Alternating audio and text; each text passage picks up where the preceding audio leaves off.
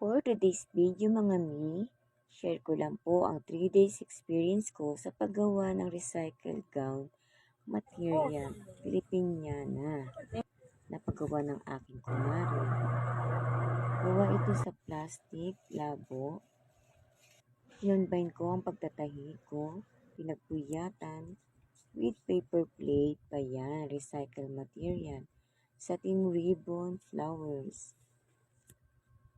Ginawa kong corona na araw at star ang paper plate at merong karton para sa pakpak. Maraming plastic ang kailangan. Diniliver ko na rin sa Bulacan pa yan. Kasama ang aking Junakis na mukhang napagod pa sa akin.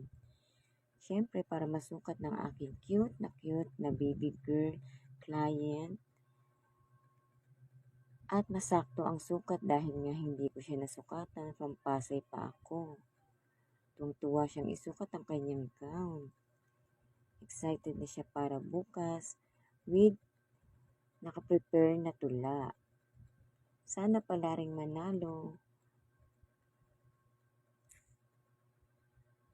Meron na siyang sash. Nag-aano sa akin, hindi na ako natitake. Kahit hindi pa nagsisimula ang patimpalak. Siyempre, meron ding award ang aking mga anak.